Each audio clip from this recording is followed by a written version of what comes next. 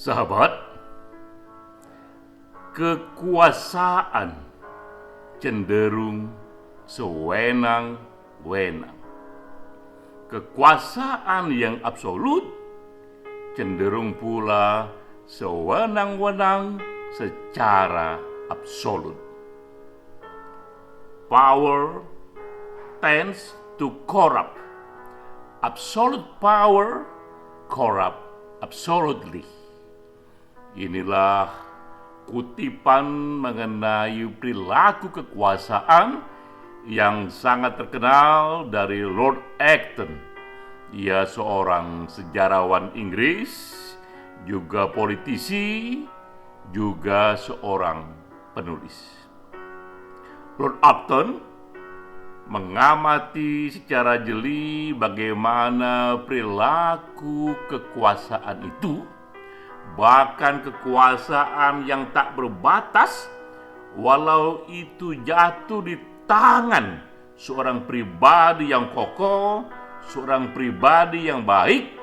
Tapi pribadi yang baik itu, jika ia menghimpun kekuasaan yang tak berbatas, pribadi yang baik pun cenderung menjadi korup, cenderung menjadi sewenang-wenang.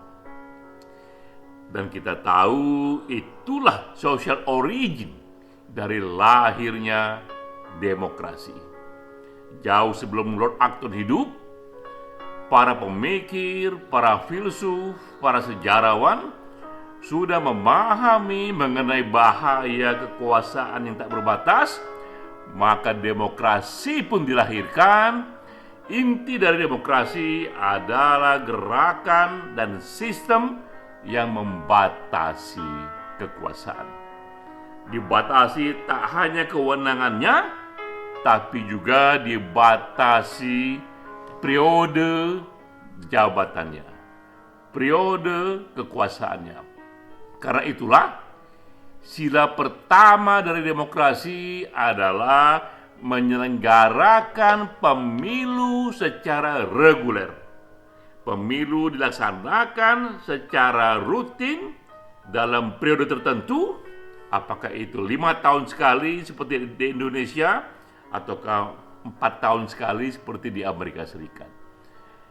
Karena kekuasaan cenderung korup, maka demokrasi membuat rakyat luas memilih lagi secara rutin, memilih lagi secara berkala pemimpinnya. Dengan cara itulah kekuasaan dibatasi. Karena itu menunda pemilihan umum ini melanggar sila pertama demokrasi, ini melanggar kalimat syahadat dari demokrasi. Inilah kutipan yang kuat untuk kita memulai webinar Satu Pena. Ini webinar yang diselenggarakan oleh Perkumpulan Penulis Indonesia Satu Pena yang ke-30. Tema kali ini adalah bola liar perpanjangan masa jabatan presiden. Yang menjadi pembicara adalah sahabat kita sendiri yang juga anggota Dewan Penasehat Satu Pena, sahabat kita Wina Armada Soekardi. Peran saya hanyalah memperkaya diskusi, menukik lebih jauh dengan data, dengan riset, juga dengan cara mencari alasan social origin di belakang ide penundaan pemilu ini, lalu dengan solusi bahwa dibandingkan menunda pemilu, Jokowi sebaiknya menyiapkan Capres 2024 untuk lanjutkan programnya. Kita mulai dengan menganalisis social origin lahirnya isu penundaan pemilu. Ini yang pertama, bahwa sudah ada satu pandangan Jokowi ingin meninggalkan warisan di balik proyek ibu kota baru, di balik program yang signifikan memindahkan ibu kota dari Jakarta ke Kalimantan. Namun kita tahu membedakan ibu kota ini tidak hanya memindahkan fisiknya, tapi juga berbagai ekosistem dari ibu kota, dan itu akan memakan waktu yang panjang sekali. Dikhawatirkan di tahun 2024, yaitu 2 tahun dari sekarang, yaitu era tahun pemilu, tahun pilpres, dikhawatirkan fondasi ibu kota baru belum begitu kokoh. Karena itulah Jokowi diharapkan memimpin lebih panjang lagi. Itu gagasan awalnya. Dan kita tahu juga bahwa di samping ibu kota baru, ada pula program-program penting Jokowi, diantaranya membangun infrastruktur. Tapi juga dari data melihatkan 8 megaproyek Jokowi ini terancam mangkrak, dan ini berikut daftarnya. Kita tahu mangkrak di sini tidak berarti program itu tidak tuntas dibangun. Sangat mungkin juga program itu, infrastruktur megaproyek itu selesai dibangun, tapi fungsinya tidak maksimal, bahkan menderita rugi, seperti yang dialami oleh bandara di Jawa Barat, ya. Di sana kita tahu sudah berdiri itu bandara, tapi hingga hari ini dia sangat kosong, ya.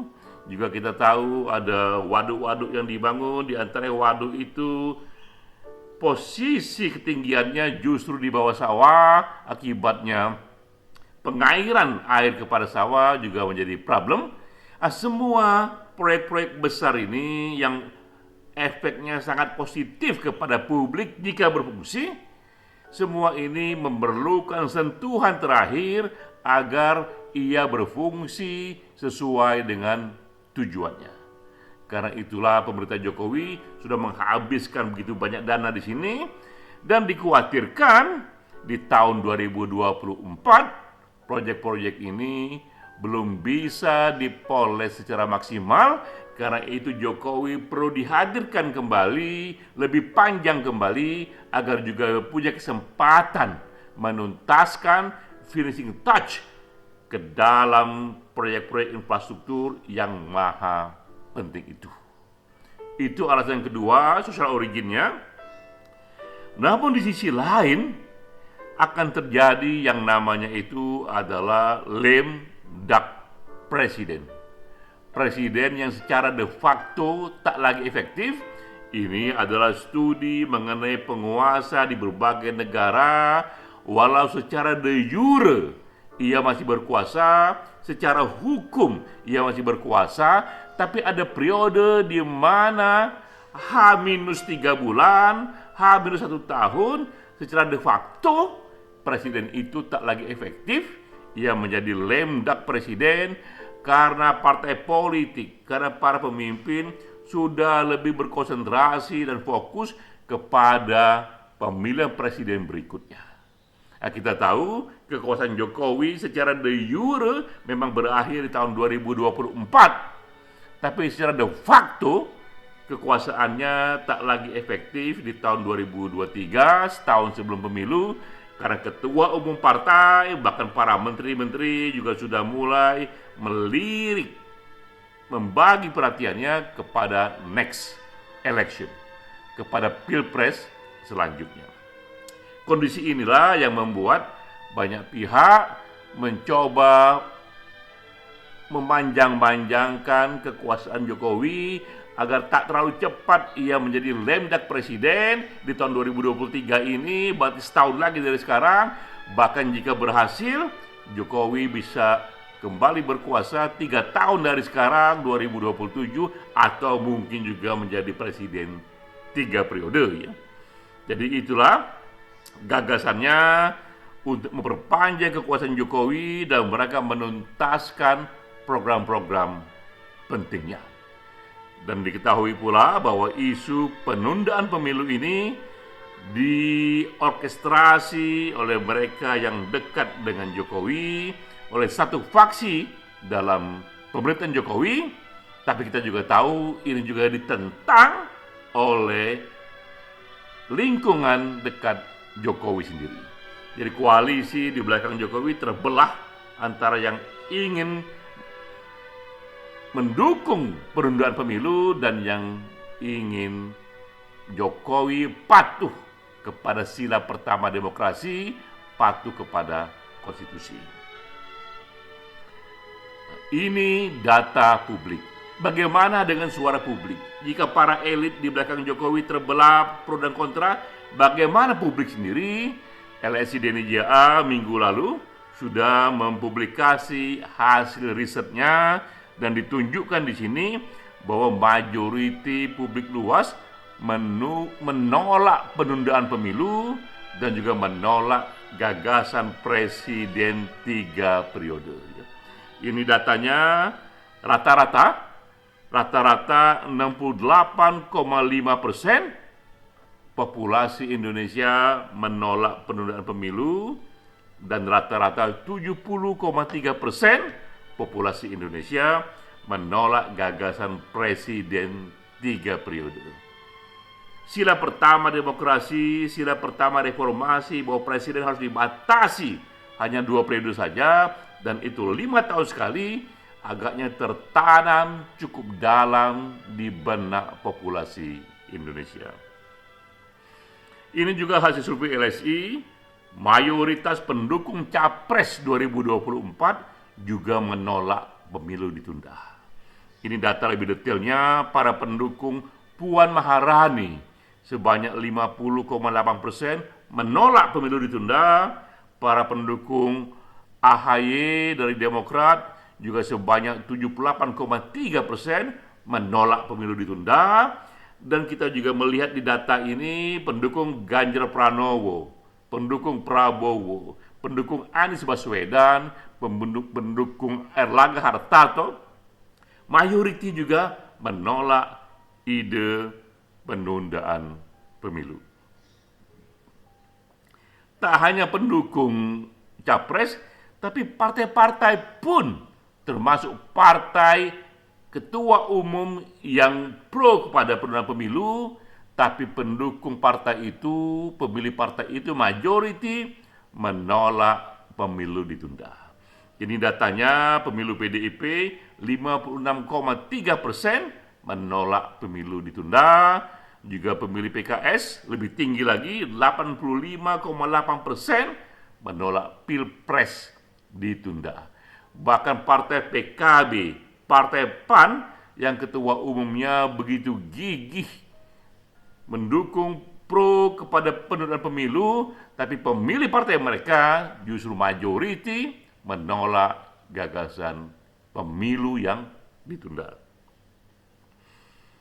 Ini lebih jauh lagi. Bahkan mereka yang puas dengan kinerja Jokowi itu menolak pemilu ditunda sebanyak 65,1%. Bahkan juga mayoritas pemilih Jokowi di tahun 2019, 58,1% juga menolak pemilu ditunda.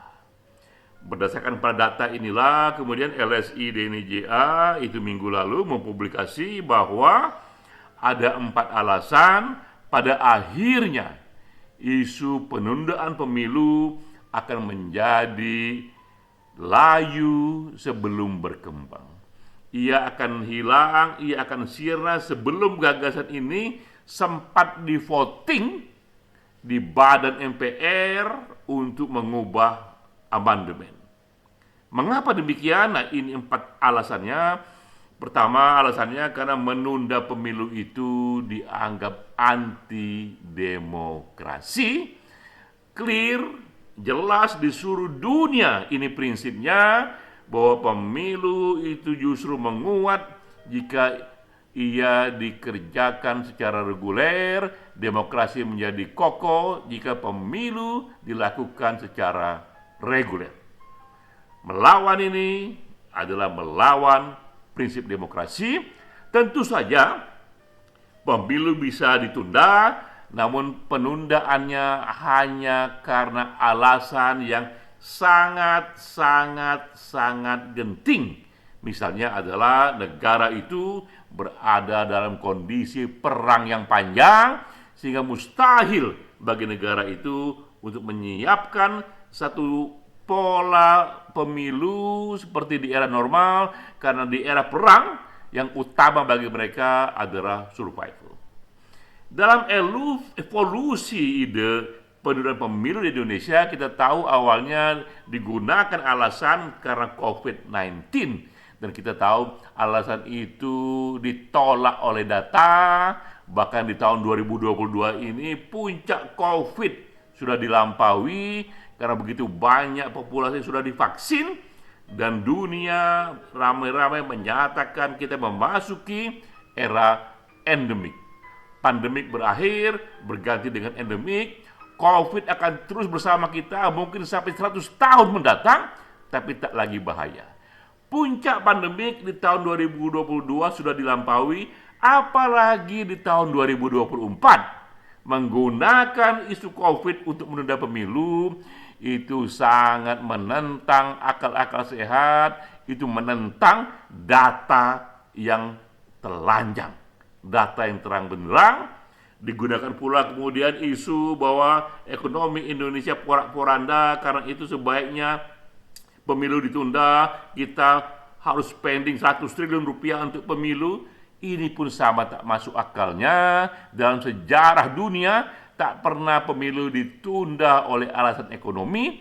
Apalagi kita tahu di era ini juga bahkan kita memindahkan ibu kota yang biayanya 5 kali lipat dari biaya untuk menyelenggarakan pemilu, yang kita tahu pemilu itu adalah amanah konstitusi. Apalagi Menteri Ekonomi Sri Mulyani menyatakan ekonomi Indonesia terus membaik. Tak ada alasan yang genting yang bisa membuat kita melawan sila pertama dari demokrasi, menunda pemilu. Alasan kedua, seandainya pun ini ingin diubah, maka berarti mereka harus mengamandemen konstitusi, dan konstitusi hanya bisa diamandemen jika yang mendukung penundaan itu jauh lebih besar. Kenyataannya yang kontra justru lebih banyak. Ada PDIP di sana, Nasdem, PKS, P3, Partai Demokrat, semuanya kontra kepada penundaan pemilu. Yang pro selama ini terdengar hanya PAN dan PKB saja. Sementara Golkar kita tahu ia berada di wilayah abu-abu, kadang mendukung, kadang menolak, dan itu masih berlanjut ya, sehingga di DPR pun yang pro penundaan pemilu akan dikalahkan. Yang ketiga, tadi data survei, publik luas juga kontra kepada penundaan pemilu. Mustahil terjadi perubahan mendasar dalam sistem politik di Indonesia tanpa dukungan dari publik luas. Dan keempat, dan ini yang menjadi warning, bahwa menunda pemilu tanpa alasan yang kuat itu potensial menciptakan kerusuhan. Di era ekonomi yang sulit seperti sekarang ini, publik luas adalah rumput yang kering yang mudah sekali terbakar. Isu menunda pemilu tanpa alasan yang kuat, tanpa kegentingan yang memaksa, mudah sekali dikemas menjadi satu pola yang memanjang-manjangkan kekuasaan dan dianggap sebagai bentuk dari kezaliman kekuasaan. Ya, 4 alasan inilah yang membuat kita merasa bahwa mustahil pemilu ditunda karena ia akan menjadi layu sebelum berkembang. Dan ini saya menyatakan bahwa tak cukup alasan menunda pemilu. Jika masih juga dipaksakan, maka ini akan berubah menjadi skandal politik. Lalu bagaimana dengan big data? Big data yang menyatakan bahwa majoriti rakyat mendukung penundaan pemilu. Nah, kita tahu di sini bahwa big data versus big data, PDIP mengklaim juga punya big data dengan hasil yang berbeda dengan big data yang dikumandangkan oleh Luhut Panjaitan. Ada 2 big data yang berbeda satu sama lain, yang isinya dan temuannya bertentangan satu sama lain. Mengapa bisa seperti itu? Nah, inilah intinya, bahwa big data yang diambil dari percakapan medsos itu akan cacat secara metodologis jika ia digunakan untuk membaca perilaku pemilih populasi. Big data yang terbatas pada percakapan di medsos itu akan salah secara akademik dan akan fatal secara politik karena ia tak menggambarkan realitas yang ada. Mengapa? Simpel saja. Karena pemain media sosial itu bukanlah dan tidaklah kongruen dengan 100% populasi Indonesia, sehingga kesimpulan yang diperoleh dari medsos tak bisa mewakili segmentasi dan proporsi keseluruhan populasi Indonesia. Itu yang pertama, bahwa populasi medsos berbeda dengan populasi penduduk Indonesia. Kedua juga, dalam media sosial itu tidak one man one vote, satu orang bisa memiliki ratusan akun, apalagi jika ia pemain sosial media, ia bisa menciptakan banyak sekali akun-akun yang sifatnya itu adalah palsu, yang hanya mengamplifikasi pilihannya, sehingga tak bisa ia secara akademik, secara akurat menggambarkan proporsi yang sebenarnya.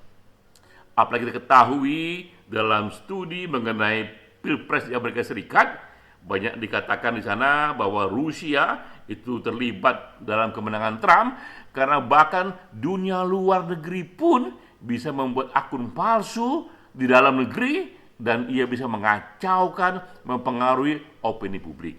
Dengan situasi inilah kita mengatakan mustahil big data secara akademik bisa digunakan untuk memotret kecenderungan populasi. Ya salah secara akademik, ya salah secara metodik, dan jika diterapkan untuk public policy itu akan salah secara fatal, salah secara politik. Lalu apa solusinya? Nah, ini solusi kita tawarkan, bahwa benar penting bagi Jokowi untuk melanjutkan legasinya agar perpindahan ibu kota baru ini terjadi secara kokoh, terjadi secara lengkap, terjadi secara baik, ya. Juga penting agar mega project yang sekarang ini mangkrak itu juga bisa diperbaiki dengan finishing touch agar dana yang puluhan triliun itu bisa berguna secara maksimal. Tapi solusinya bukan tunda pemilu, solusinya adalah sebaiknya Jokowi siapkan capres 2024 untuk melanjutkan legasinya. Dari sekarang sah saja dan dibolehkan oleh negara demokrasi jika presiden yang sekarang ikut cawe-cawe menyiapkan tokohnya, kadernya, penerusnya menjadi calon presiden dan terpilih menjadi presiden sehingga legasinya dan programnya bisa dilanjutkan. Nah, ini solusi dari kita. Dibanding menunda pemilu, sebaiknya Jokowi menyiapkan capres 2024 karena kekuasaan cenderung sewenang-wenang, maka kekuasaan yang dipanjang-panjangkan cenderung juga melahirkan kesewenangan yang juga dipanjang-panjangkan. Salam.